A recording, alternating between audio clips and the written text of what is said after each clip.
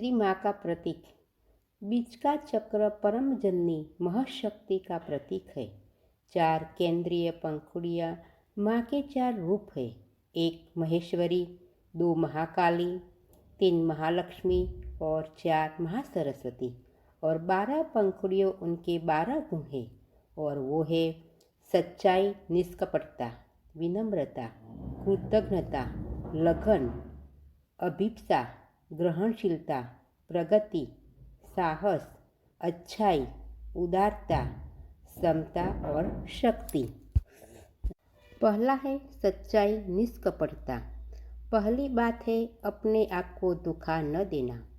पूर्णतः सच्चा होने के लिए यह आवश्यक है कि कोई पसंद, कोई कामना, कोई आकर्षण, कोई नापसंद, कोई सहानुभूति या विद्वेष, कोई आसक्ति, कोई विकर्षण न हो।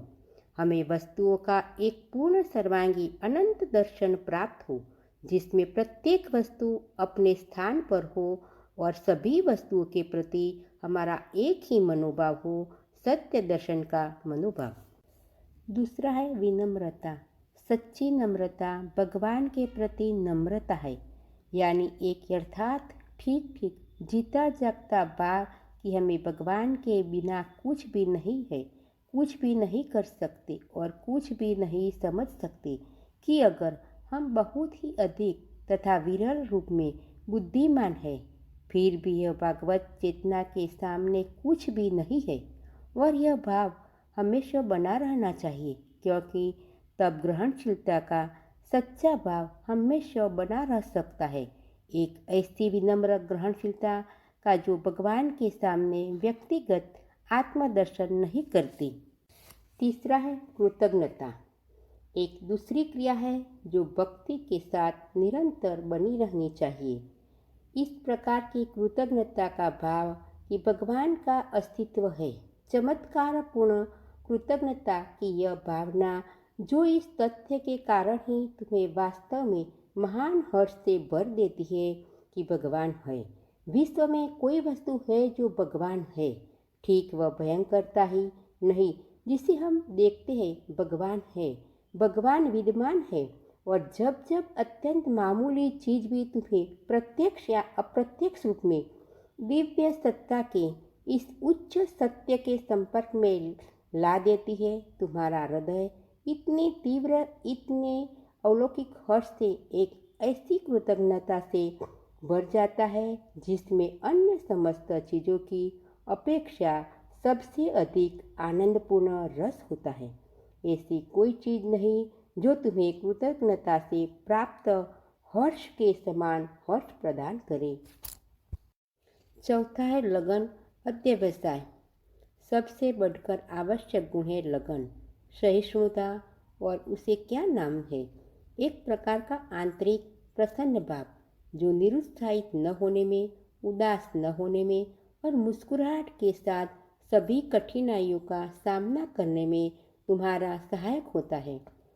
सब विरोधों को होते हुए अपनी सहन शक्ति बनाए रखने के लिए हमारे सहारे का आधार अचल अटल होना चाहिए, और एक ही सहारा अचल अटल है, वह है सत्य का, परम सत्य का सहारा।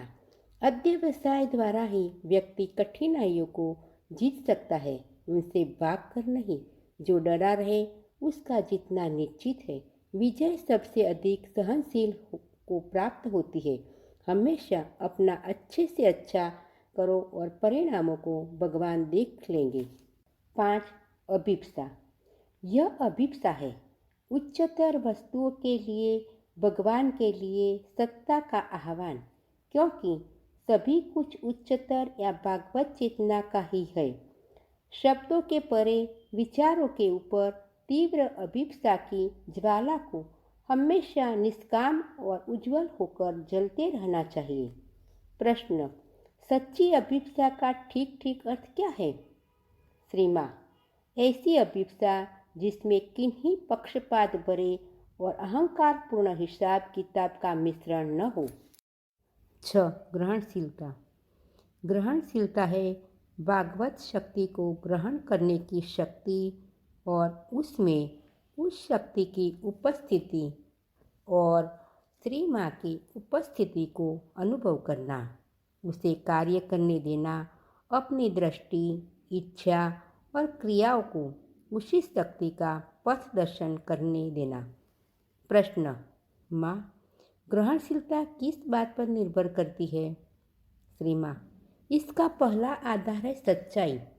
क्या व्यक्ति सचमुच ग्रहण करना चाहता है?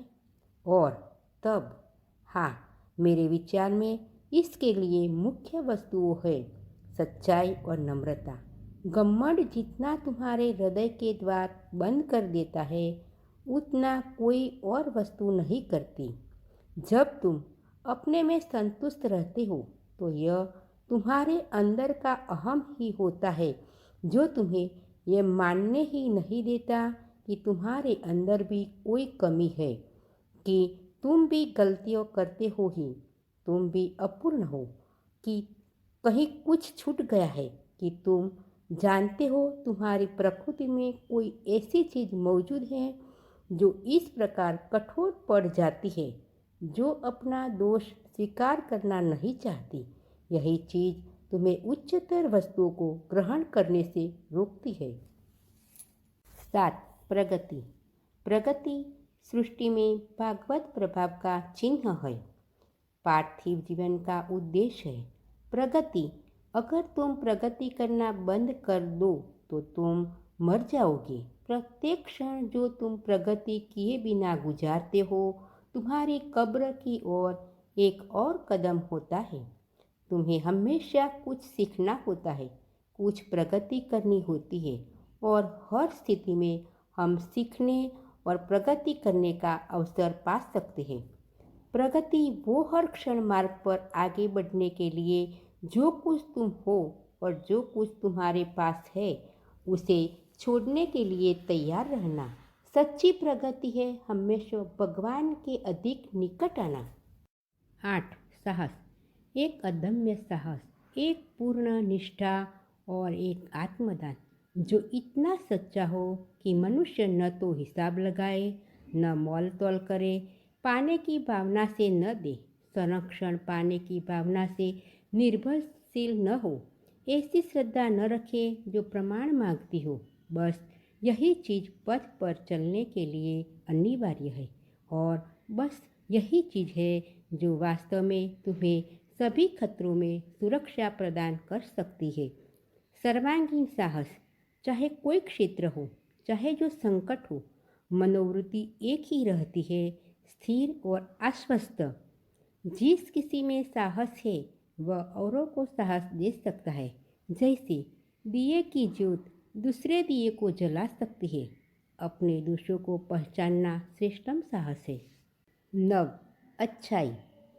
अच्छाई के प्रेम के कारण अच्छा बनना चाहिए।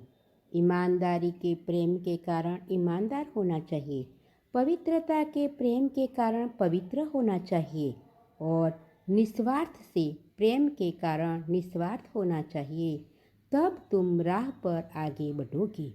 यह बात निश्चित है। तुम अपने हृदय में निरंतर सद्भावना और प्रेम रखना चाहिए, और उन्हें सभी के ऊपर शांति और समता के साथ प्रवाहित होने देना चाहिए। 10. उदारता। उदारता का अर्थ है दूसरों के संतोष में अपना संतोष पाना। कोई व्यक्ति केवल तभी दुखी होता है जब वह उदार नहीं होता। यदि किसी के अंदर ऐसा उदार स्वभाव हो जो बिना हिसाब लगाए अपने आप को दे देता हो, तो वह कभी दुखी नहीं होता। 11. समता। समता का अर्थ है अचल और स्थिर मन तथा प्राण। इसका अर्थ है घटित होने वाली या कही गई या तुम्हारे प्रति की गई वस्तुओं से अछूत रहना, विचलित न होना, बल्कि उनकी ओर सीधे नज़र से देखना, व्यक्तिगत भावना द्वारा उत्पन्न विकृतियों से मुक्त रहना, और उस चीज़ को समझने का प्रयास करना जो उनके पीछे विद्यमान है। यह समझना कि वे क्यों घटित होती है, उनसे क्या शिक्षा लेनी चाहिए। हमारे अंदर ऐसी कौन सी चीज़ है जिसके विरुद्ध वे फेंकी गई है। और उनसे कौन सा आंतरिक लाभ उठाया जा सकता है या उनकी सहायता से कौन सी प्रगति की जा सकती है। हमेशा आत्मा की एक स्थिर आत्मस्थिति में रहकर कार्य करना और बोलना। 12 शांति।